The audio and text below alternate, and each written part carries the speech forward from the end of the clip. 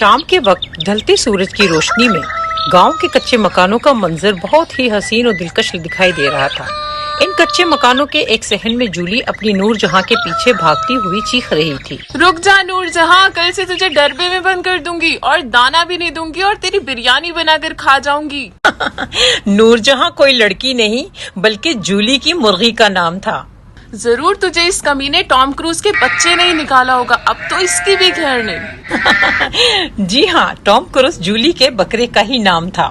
جولی کی بدتمیزی اور شرارتوں سے جہاں سارا گاؤں پریشان تھا، وہاں جولی اپنے جانوروں سے پریشان تھی۔ ایک دن نور جہاں دوڑتے ہوئے جنگل کی طرف نکل گئی۔ جولی بھی کہاں باز آنے والی تھی، وہ بھی نور جہاں کا پیچھا کرتے ہوئے اسی جنگل کی طرف دوڑنے لگی۔ جنگل میں دوڑتے ہوئے جولی کا پیر کسی بڑی سی چیز سے ٹکرایا۔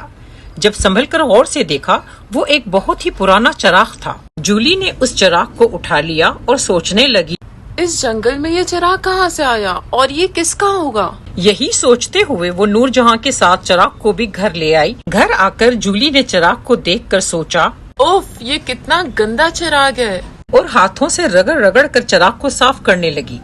جیسے ہی اس نے چراغ کو رگڑا تو چراغ سے دھواں نکلنا شروع ہو گیا۔ ہائے اللہ، یہ کیا ہو رہا ہے؟ اچانک اس دھوئیں سے ایک بہت بڑا خوفناک جن چراغ سے نکل کر جولی کے سامنے آ کھڑا ہوا اور زور سے کہنے لگا، جو حکم میری مالکن۔ جولی یہ سب منظر دیکھ کر مارے ڈر اور خوف کے زور زور سے چیخنے لگی۔ اس پر جن نے نہایت نرم اور مہربانی والی آواز میں کہا، مالکن، آپ مجھ سے ہرگز نہ ڈریں، میں تو آپ کا غلام ہوں، اور جس کے پاس یہ چراغ ہوگا میں اسی کا غلام بن کر اس کے ہر حکم کی تعمیل کرتے ہوئے اس کی تمام خواہشات پوری کروں گا۔ تو بتائیں میری مالکن، کیا حکم ہے؟ اب جولی نے جب اس جن کو مہربان ہوتے دیکھا تو سمجھ گئی یہ الادین کے چراغ والا جن لگ رہا ہے اور میں اس کی مالکن ہوں۔ اب میں اس جن سے جو بھی مانگوں گی وہ مجھے لا کر دے گا۔ جولی جو کہ ایک معمولی گاؤں کی غریب لڑکی تھی، اس لیے جولی نے اس سے کہا، مجھے بہت بھوک لگ رہی ہے، تھوڑا لذیذ کھانا لا کے دکھاؤ۔ جو حکم میری مالکن۔ پھر جن نے جھٹ سے جولی کے لیے کھانا حاضر کیا۔ جولی نے حیرت اور مارے خوشی کے کھانے کو دیکھا اور پیٹ بھر کر کھانا کھانے لگی۔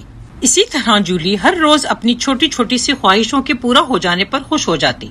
پھر ایک دن جولی نے جن سے کہا، تم میرے لیے اور کیا کیا لے کر آ سکتے ہو؟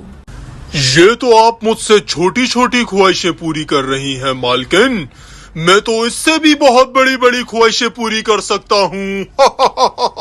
اس پر جولی سوچنے لگی، میں بھی کتنی پاگل ہوں، اس سے کیوں نہ میں کوئی قیمتی چیزیں مانگوں۔ میں حکم دیتی ہوں، مجھے شہزادیوں والا قیمتی لباس اور زیورات لا کے دو۔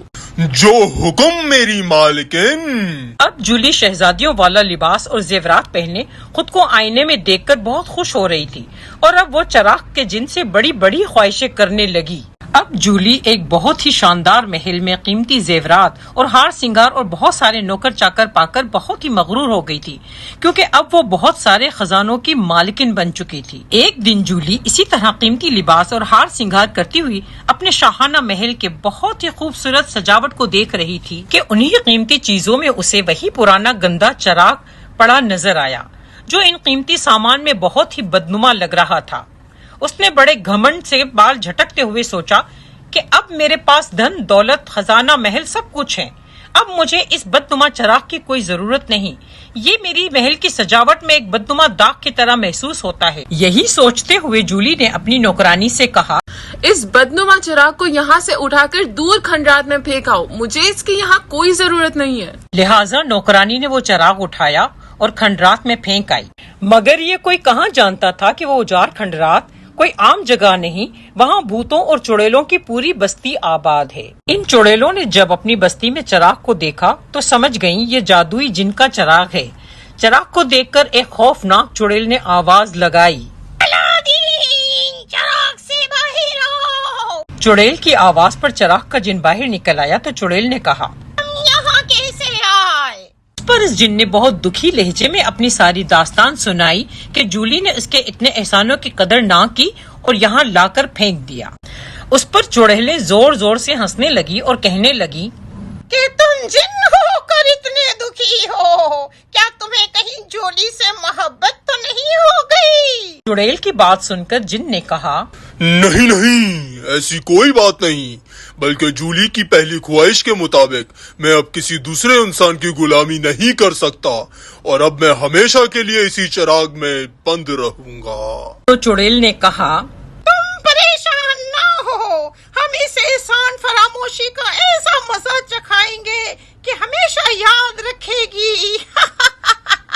फिर एक रात जूली अपने शाहाना महल में आराम कर रही थी कि रात के आखिरी पहर जूली को अपने इर्द गिर्द खौफनाक और अजीब आवाजें सुनाई देने लगी। जब जूली की आंख खुली तो बहुत ही भयानक मंजर आंखों के सामने था। अब जूली हमेशा के लिए इस महल में चुड़ैलों के साथ कैद हो गई थी और इस तरह जूली को अपने गरूर और घमंड की सजा मिल गई।